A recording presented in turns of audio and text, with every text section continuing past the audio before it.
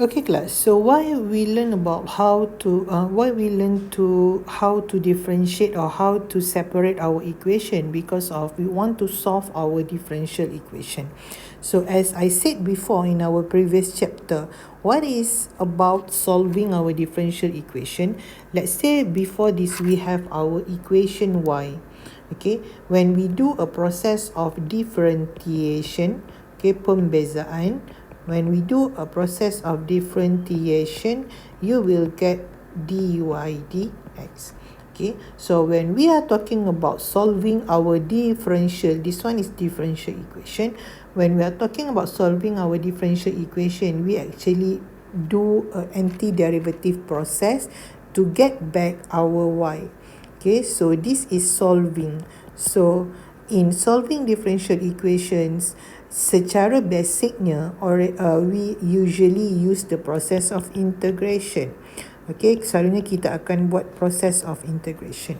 Tapi untuk kita buat process of integration, sometimes untuk beberapa equation dia memerlukan teknik-teknik tertentu.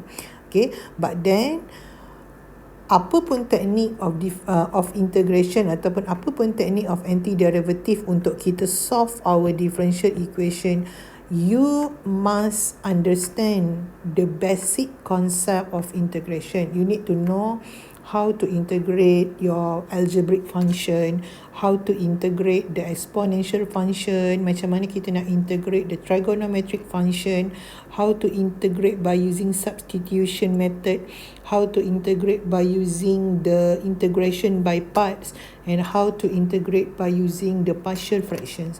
All of that you already learned on your diploma course. Okay, and I give you all the videos that you can see if you are forgot how to integrate, but you must masters in integration technique first, so that it's easier for you to understand how to find or how to solve our differential equation. But the important thing is you need to understand the concept of solving. When we are talking about solving our differential equation dy over dx, we actually want to find what is y. Okay, the original equation. So we will do basically a process of integration or antiderivative process. Okay, so we will see a few techniques, a few methods that we can use to solve our first ordinary differential equation. So the first method is separable equation method. That's why just now we learn on how to separate our dependent variable and its derivative on one side, and the independent variable and its derivative on the other side.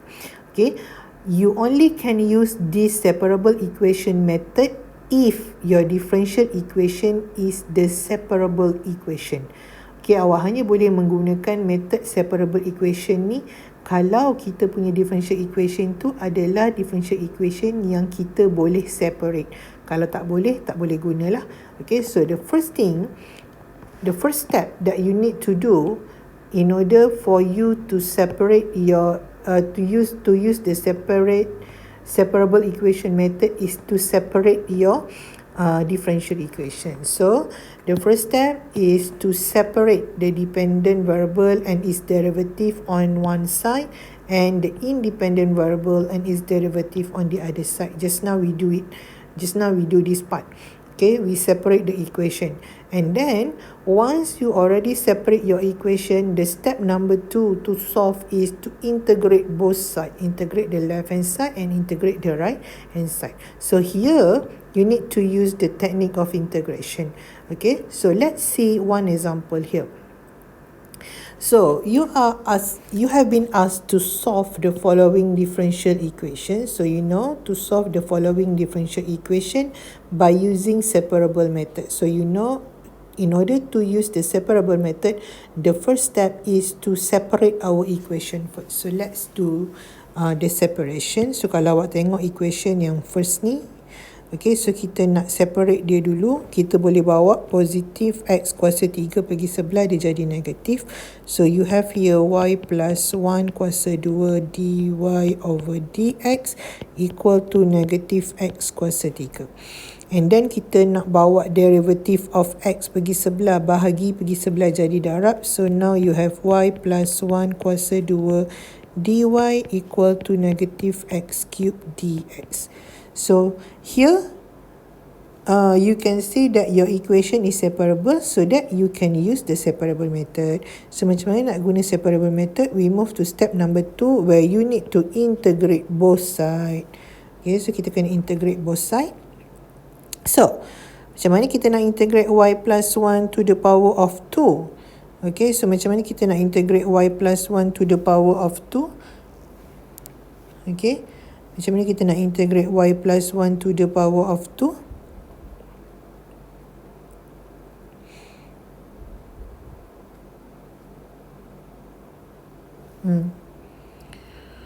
How to integrate y plus 1 to the power of 2? So it's easier. Okay, so y plus 1 to the power of 2, it become y plus 1 to the power of 3. Okay, and then divide by 3, and you need to multiply by differentiate inside, which is 1.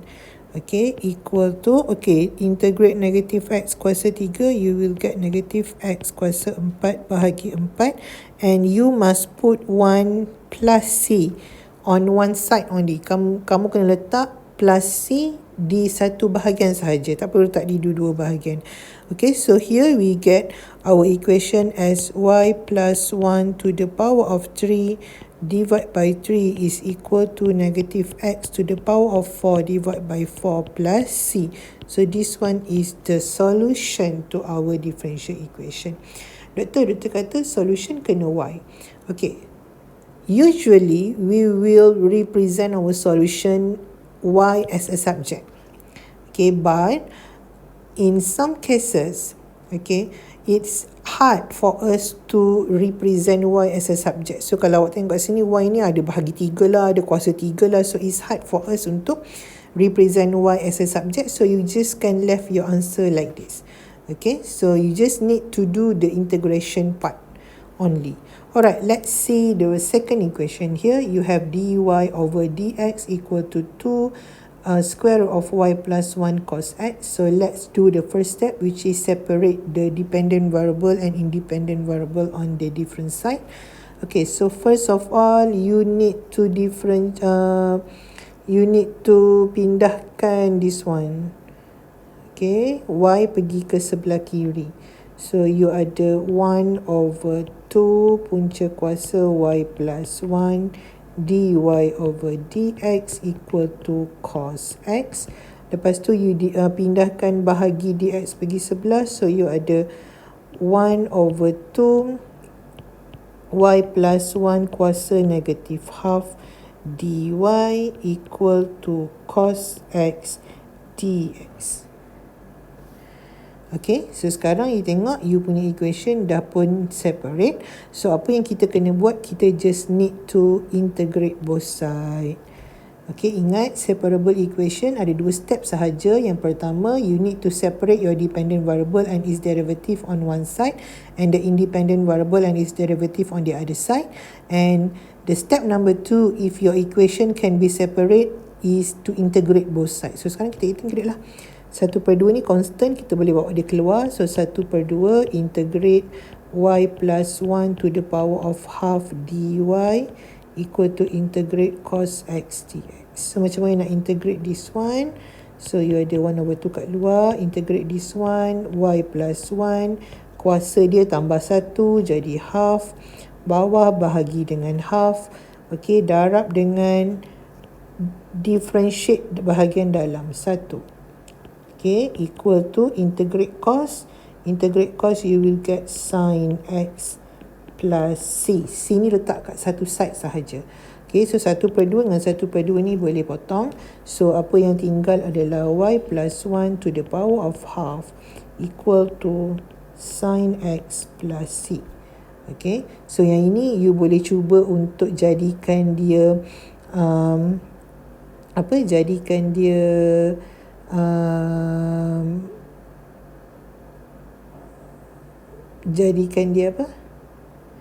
jadikan dia y sebagai perkara rumus, ataupun you boleh biarkan dia macam ni. So ini adalah dia punya jawapan. Okay, so maksudnya kita dah solve lah our differential equation. Okey, ada yang tanya macam mana kita nak jadikan Y sebagai subjek. So, saya boleh tunjukkan macam mana kita nak jadikan Y sebagai subjek. Let's say kita ada example ni. Example kita buat sebelum ni, kita tinggalkan jawapan macam ni. So, if you want to make Y as a subject, so ini kena pindahkan satu-satu lah. Macam ni contohnya, bahagi dengan 3, pindahkan dulu pergi sebelah jadi darab. So, kita ada dekat sini Y plus 1 to the power of 3 equal to 3 over 4. Okay, negative X to the power of 4 plus 3C. Kena darab lah dengan semua. Okay, lepas tu pindahkan pula kuasa 3 pergi sebelah, dia jadi punca kuasa. Okay, so Y plus 1 equal to negative 3 over 4 X to the power of 4 plus 3C punca kuasa 3. Okay, punca kuasa 3 semua sekali. Okay, and then kita pindahkan pula plus 1 pergi sebelah. So dia akan jadi minus 1.